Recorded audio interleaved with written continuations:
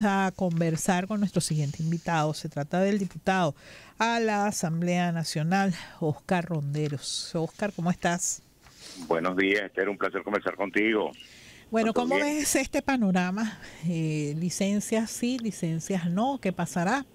Es Yo una grande creo la que no van a expectativa haber que más hay. sanciones, creo que se va a mantener la flexibilización, porque es lo que le conviene a los Estados Unidos y lo que le conviene a Venezuela también.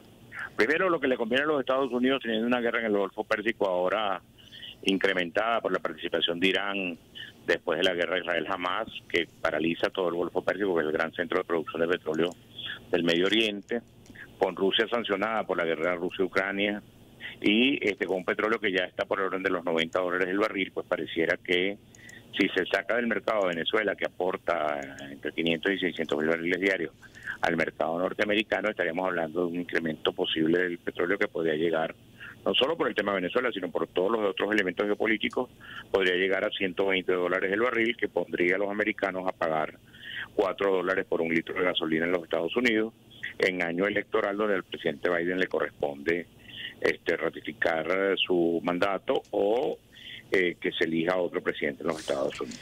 Creo que Ahora, los pero Estados eso Unidos, más que tu amigos, tienen optimismo, intereses. Oscar, que me impresiona tu optimismo, me parece que contrasta con la diplomacia de micrófono, porque Bueno, porque es en las últimas semanas hemos visto a voceros del Departamento de Estado hablar de expresar preocupación por las elecciones en Venezuela, por si son libres, por si son transparentes, por la imposibilidad de que se postulen candidatos como la señora María Bueno, yo creo Machado. que los Estados Unidos envía mensajes contradictorios. Fíjate que Bueno, o que es ellos expresión firman de las contradicciones que hay, desde mi que hay punto de vista, dentro del propio dentro de la gobierno administración Biden norteamericano, respecto al claro. caso de Venezuela. Claro, pero además ellos sabían que la señora Machado no podía ser candidata. No por casualidad hicieron fuerza para que el acuerdo de Barbados se firmara antes de la elección primaria, sabiendo cuál iba a ser el resultado de esa primaria, que no hubo contención, una primaria donde no hubo otro candidato sino la señora, una primaria organizada por Suma, etcétera. Todo eso lo saben los americanos también. Aquí, te repito, los americanos más que amigos tienen intereses, y creo que si se ocupan de sus intereses petroleros, que es uno de los grandes temas, y otro de los grandes temas que tienen es el tema migratorio, mientras más presión metan en Venezuela, más migrantes llegarán a la frontera sur de los Estados Unidos.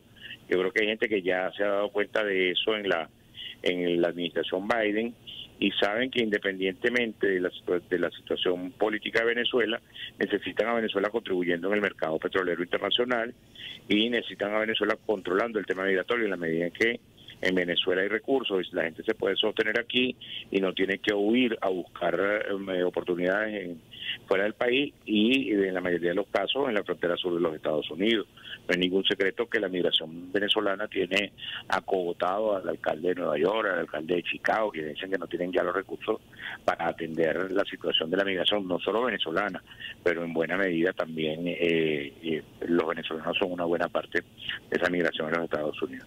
Yo creo que ellos van a intentar decir que van a hacer cosas para mejorar la situación política y la participación electoral en Venezuela, pero no es posible que haya un sector de la oposición venezolana que nos chantajee como mecanismo, que si no se inscribe la señora Machado, vendrán sanciones y tendremos que pagar todos los venezolanos. Bueno, ya no hemos pagado bastante, porque la verdad es que lo sigamos pagando. La señora sigue 2017 para insistiendo. acá.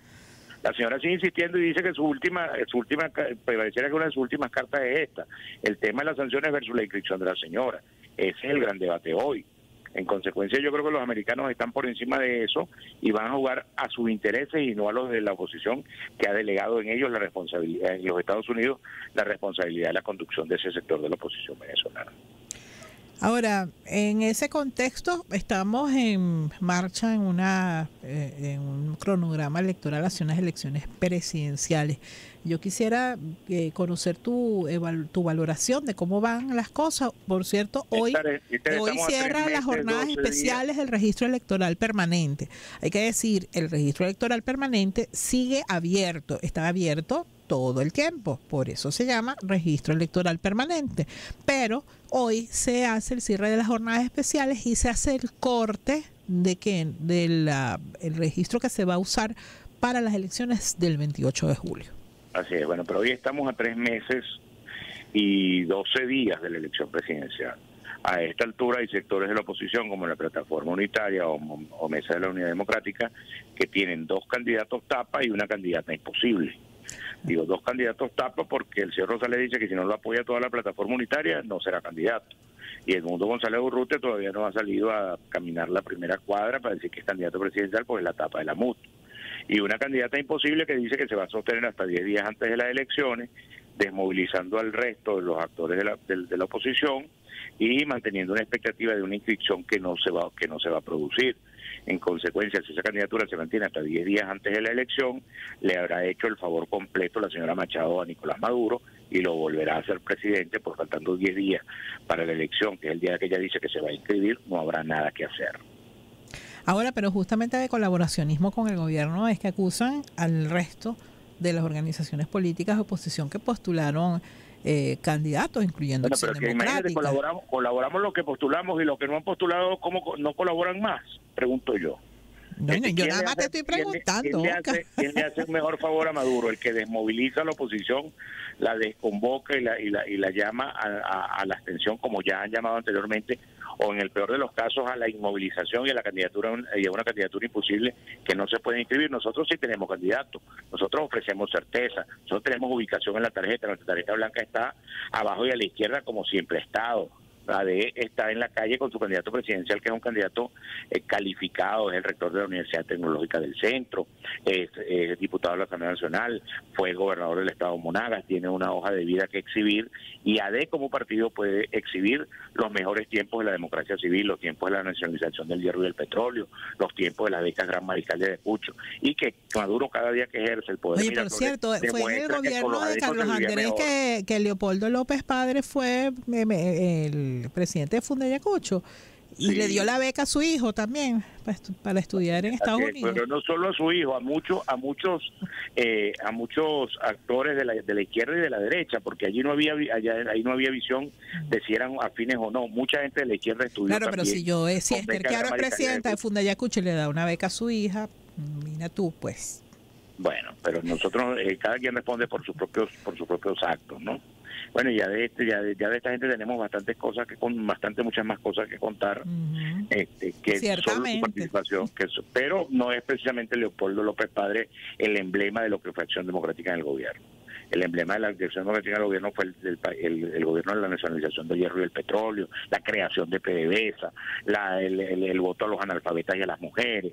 Esa es la obra que podía exhibir, de la que nos sentimos profundamente orgullosos y que es la que reivindicamos con la candidatura del compañero Luis Eduardo Martínez. Nosotros sí ofrecemos certeza, nosotros sí estamos inscritos, nosotros somos una candidatura posible y la presentamos al país como una alternativa frente a Maduro.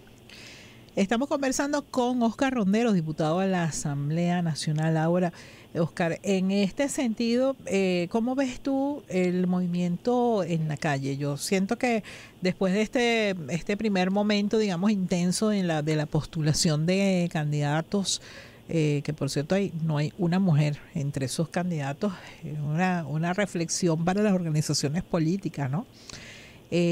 También siento que hubo un bajón y que el tema electoral, a pesar de que faltan un poco más de 100 días para la elección, está como tibio, no es el ambiente que hemos estado acostumbrados en otras épocas. Bueno, porque estamos entretenidos en el tema de la sanción, de si las candidaturas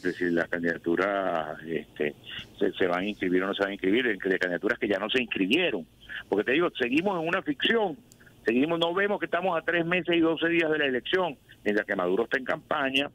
Bueno, en el caso de nuestro candidato también está en campaña, y hay gente que todavía no termina de ponerse de acuerdo, y con eso desmoviliza el proceso electoral de todos los demás. Pues en la medida en que hay una expectativa de una candidata que podría inscribirse, que hoy tiene el favor de las encuestas, y no se va a inscribir, eso genera una frustración y genera una desmovilización de la oposición, que en definitiva le hará el favor completo a Maduro. Al final, María Corina termina trabajando para Maduro. Mira tú.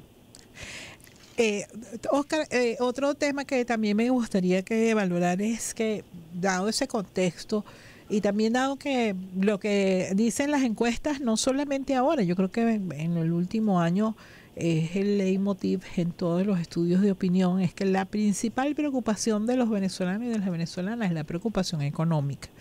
La gente percibe un clima de estabilidad en el país, pero tiene una gran preocupación por la economía. ¿Qué le puede ofrecer en este sentido Acción Democrática a los venezolanos con Luis Eduardo Martínez como candidato?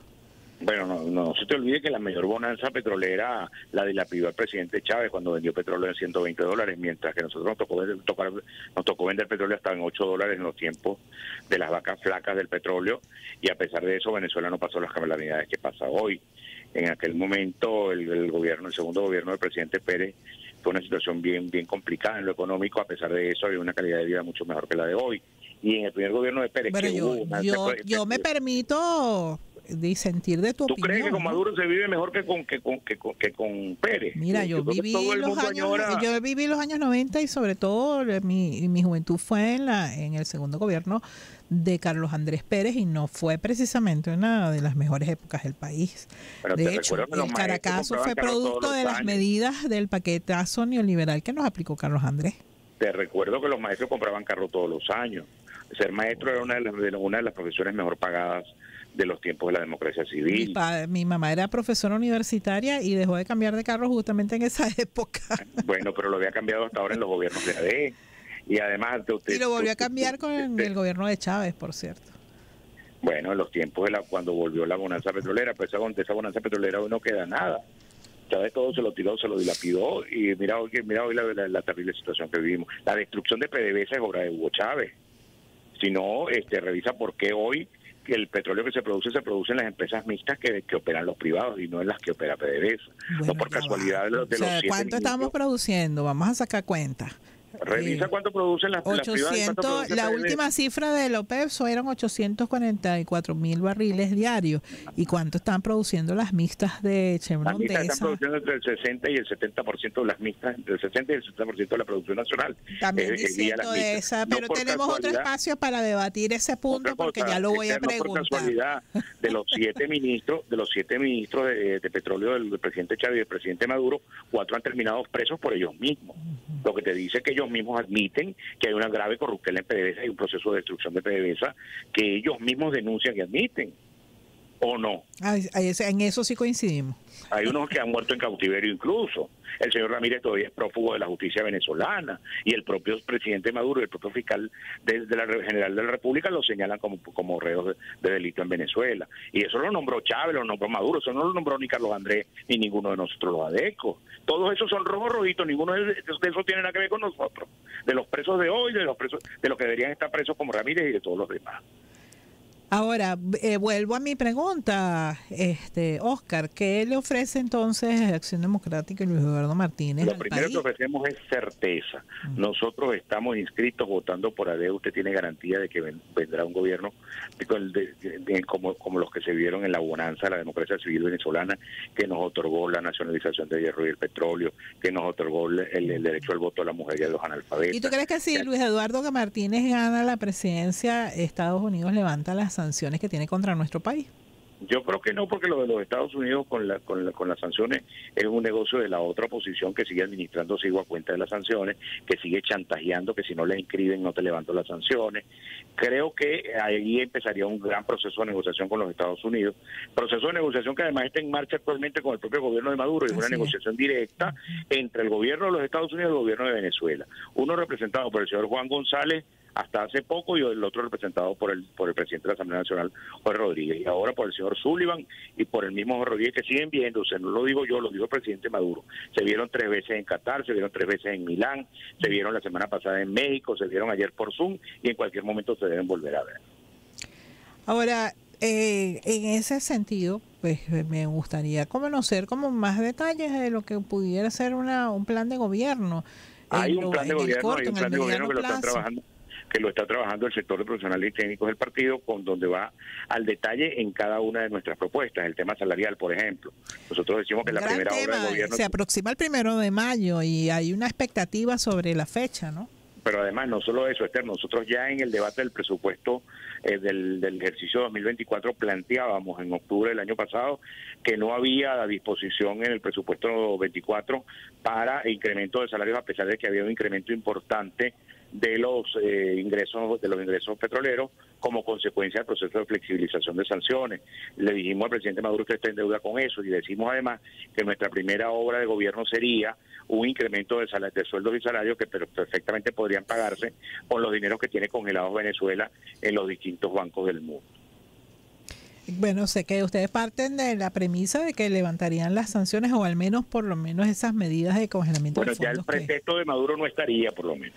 Bueno, pero quizás habría otros pretextos, porque la historia demuestra que los países a los que los gobiernos de Estados Unidos han aplicado sanciones no han tenido una flexibilización de ellas. Bueno, yo le decía el otro día al embajador británico que todavía no le han devuelto el oro a Libia después que el señor Gaddafi tiene años de muerte. Imagínate si el comportamiento de estas conductas imperiales es en la intención de quedarse con los recursos de estos países que han sido sometidos a sanciones. Por eso nosotros hemos fijado una posición muy clara contra las sanciones. No nos favorecemos de las sanciones, no chantajeamos con las sanciones, no nos hace falta que levanten las sanciones para inscribirnos. Ya estamos inscritos, tenemos una candidatura con certeza en la calle. Bueno, Oscar, siempre es un gusto conversar contigo. Bueno, para mí también. Gracias por acompañarnos y siempre bienvenido. Seguro, gracias, un abrazo. Era Oscar Rondero.